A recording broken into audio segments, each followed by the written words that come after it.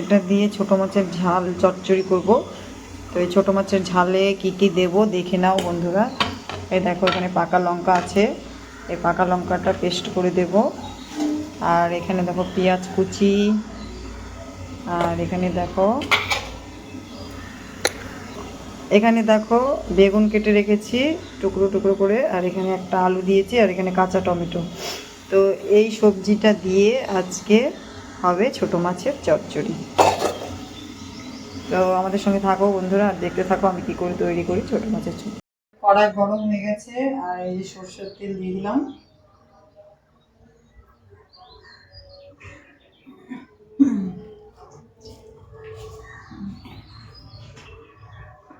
ফোড়নে দেব এই শুকনো লঙ্কা আর এই তেজপাতা, আর এখানে যে কেটে রাখা সবজিগুলো চচ্চড়ি, মাছের সাথে চচ্চড়ির জন্য এই সবজিটাকে এখন আমরা ভালো করে কষিয়ে নেব।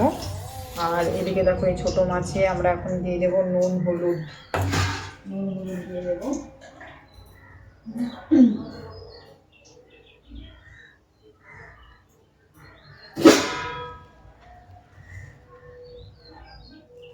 নুন দিয়ে দিলাম 1 চামচ, আর দিয়ে দেবো ধনা পাতা নিয়ে আসুন, আর এই যে হলুদ গুঁড়ো দিয়ে দিলাম।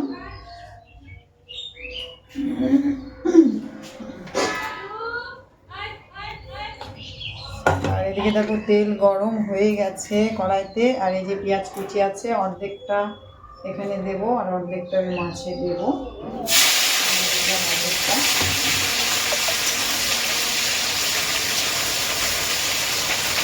ফোড়ন দিলাম।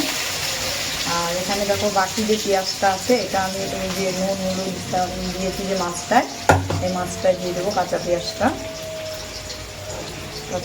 এখানে দিয়ে দিলাম। আর দেখো এই যে মশলাটা, এই মশলাটা আমি অর্ধেকটা এখানে দেবো, আর অর্ধেকটাই সবজিটাই দেবো।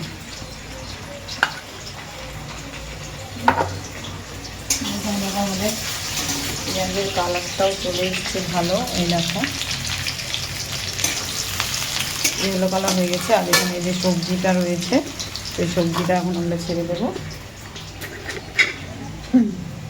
আর এই টমেটোগুলো দেখছো, কাঁচা টমেটোগুলো, এটা হচ্ছে আমরা এই মাছের সাথে মাখবো কাঁচাই, এটা আর দেবো না। এই সবজিটা দিয়ে দেবো, বেগুন আর আলুটা।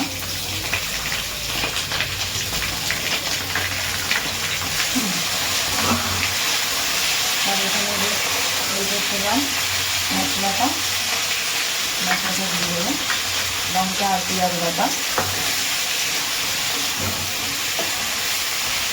এগুলো ভালো করে মিক্স করে নিচ্ছি মশলাটা, সবজিটাকে ভালো করে কষাতে হবে। তার আগে নুন হলুদ দিয়ে দিই,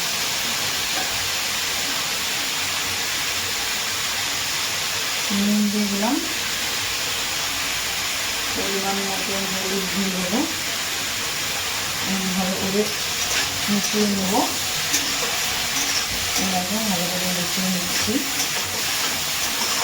তো এখন আমি এটাকে কিছুক্ষণের জন্য ঢেকে রাখবো। আর এদিকে মাছটা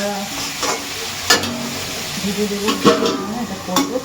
আর এদিকে দেখো যে মাছটা এসে করেছিলাম টমেটো, পেঁয়াজ কুচি, আর লঙ্কা বাটা, আর পেঁয়াজ বাটা একটুখানি, আর পেঁয়াজ কুচি।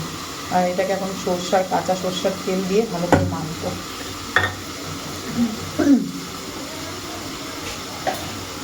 কাঁচা তেল দিয়ে ওইখানে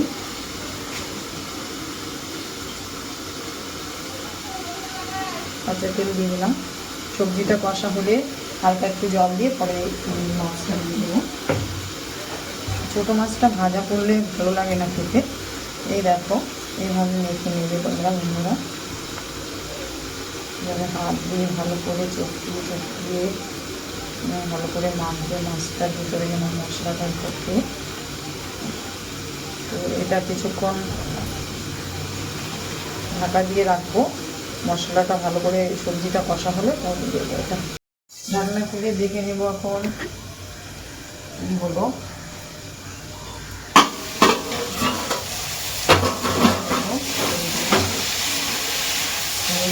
সবজি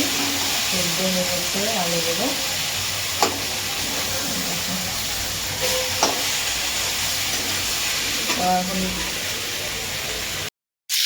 সবজিটা ভালো করে কষে গেছে। আর এখানে যে আমরা রেখেছিলাম মাছটাকে ভালো করে মেখে সেইটা এখন সবটা ঢেলে দেবো এখানে। আর এই বাটিটা ধুয়ে একটু জল দেবো। আর এদিকে দেখো বাগান থেকে ধনে পাতা তুলে নিয়ে এসছে আমার হাজব্যান্ড, আমার বর। আর ধনে পাতাগুলো দেখছো একদম তাজা তাজা, এখনই নিয়ে আসছে, তোমাদের দেখাতে পারলাম না, গাছ থেকে নিয়ে আসছে। সেই চচ্চড়ির মধ্যে ধনে পাতাটা দেবো। আর এদিকে দেখো এটা ভালো করে মিক্স করে নিলাম। আর হচ্ছে এখন এই যে বাটিটা দিয়ে একটুখানি জল দিয়ে ওটা দিয়ে দেবো। এখানে জল দিয়ে নিলাম, ব্যাস। আর কিছু দেবো না, এখন রেখে দেবো।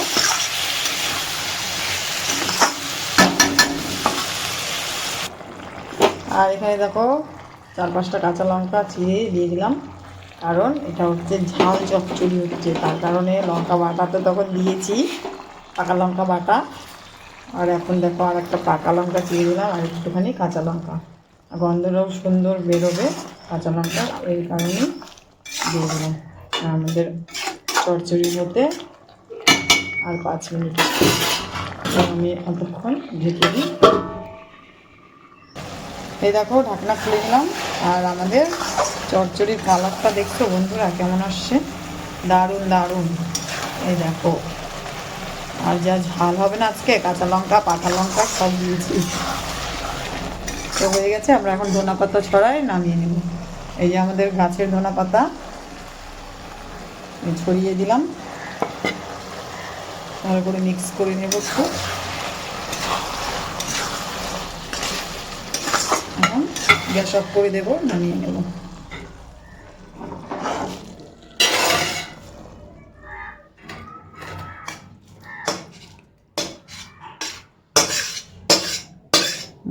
এই দেখো